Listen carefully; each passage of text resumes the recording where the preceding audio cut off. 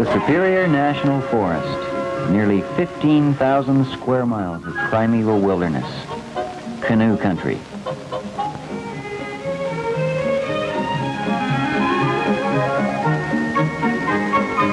Three months of planning behind us, we discussed the route, rest stops, and said our goodbyes.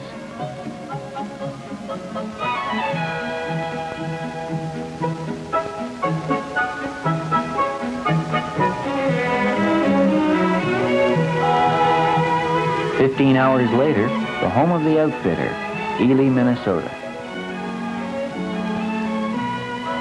The outfitter furnishes the canoes, tents, sleeping bags, food, cooking equipment, plans the routes and campsites, and advises on where and how to fish the walleye, smallmouth bass, and great northern pike which abound in the surrounding waters.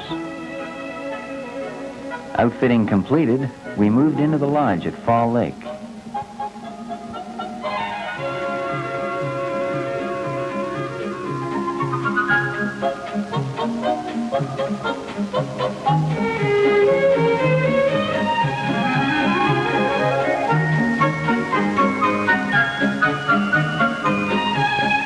Fishing tackle, clothing, cameras, everything was checked and rechecked before turning in.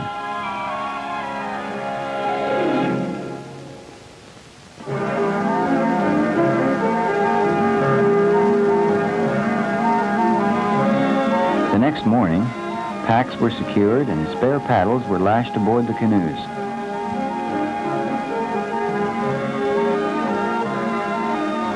We wondered at times if we could safely stow all our gear, but at long last we were ready.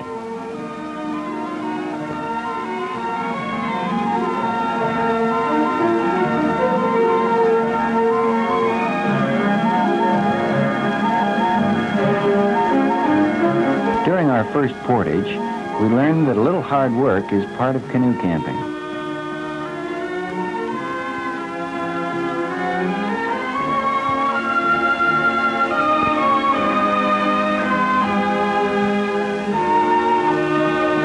On the water again, we paddled to Pipestone Falls, our last portage of the day.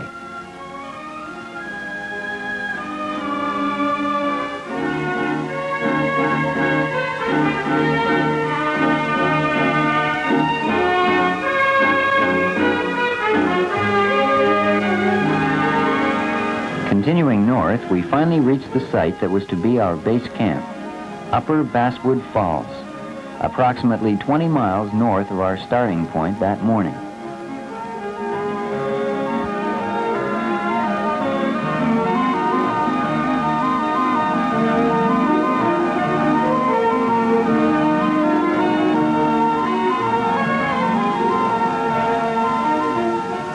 It wasn't long before the tents were up and firewood cut. Then everyone was ready for a well-deserved rest. The next morning, we awoke to a mixture of rain and snow. The fire finally took hold, and it wasn't long before the pancakes were a golden brown.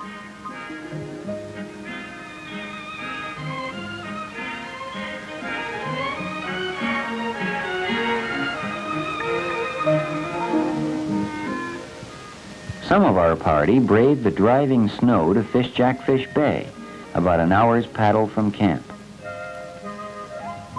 They were sure surprised when they returned and saw this string of beauties we caught just below camp.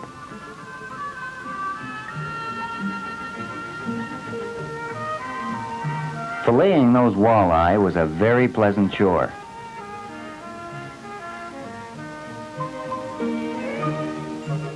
The local seagulls even cooperated by cleaning up the scraps.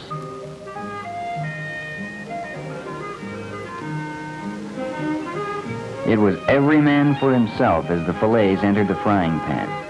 They just couldn't be fried fast enough.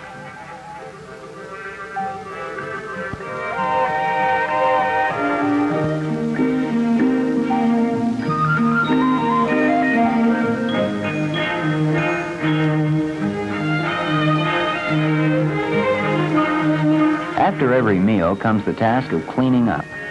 Although nobody enjoyed it, everybody took their turn.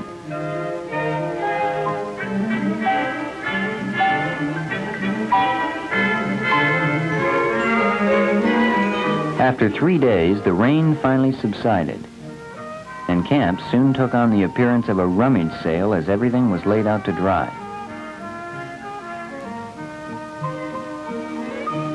This was the day we had been waiting for, to take a trip further down the Basswood River. This northward flowing river forms the international border between Canada and the United States.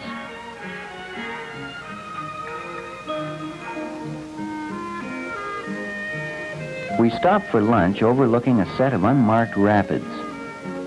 Since we hadn't caught any fish, we had to settle for summer sausage, peanut butter, dried fruit, and Kool-Aid.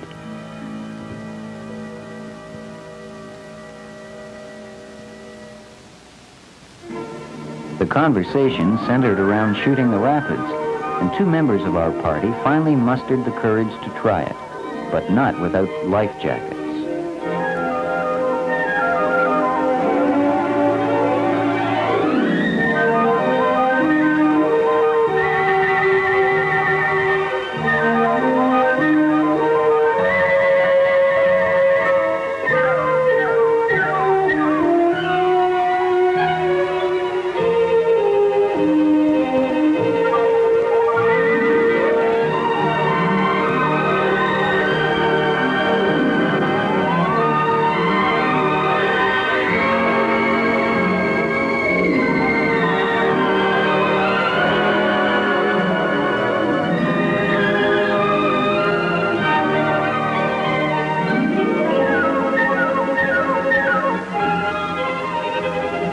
Beaver cuttings were observed many times along the way.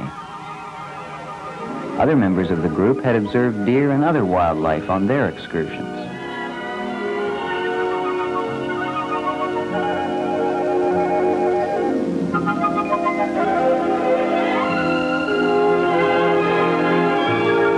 Lower Basswood Falls. The dark forest and the spectacular falls made this portage a delight.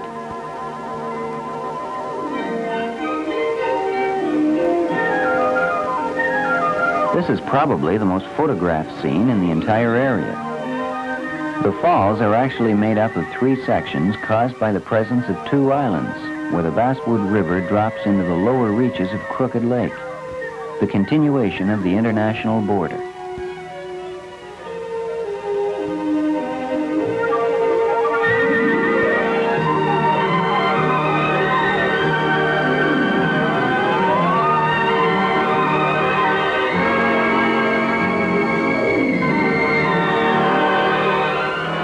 Less than a mile down the lake was painted rock. Curious native murals done in vegetable dye on the gray palisade still show primitive native art. This was the northernmost point of our trip. Unfortunately, we had to turn back to reach base camp before dark. To get an early start, reveille on the last morning out was a little earlier than usual.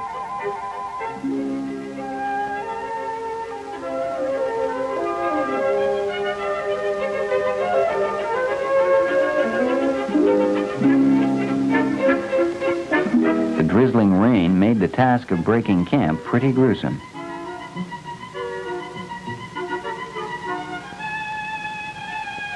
Of course, the tent lashings were wet and almost impossible to untie, but the tents had to come down, one way or another.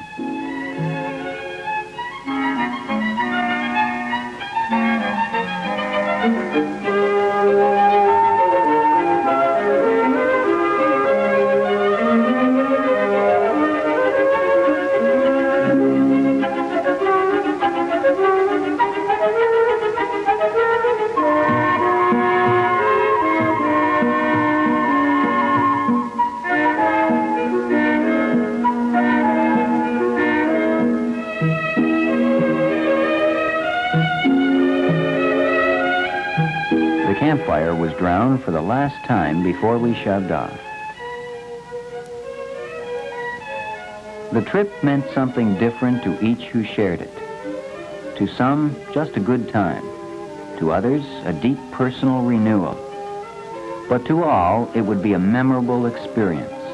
An experience filled with variety. A little hardship, a bit of adventure, a touch of misfortune, and a lot of companionship. But after all, this is what canoeing on the Basswood is all about.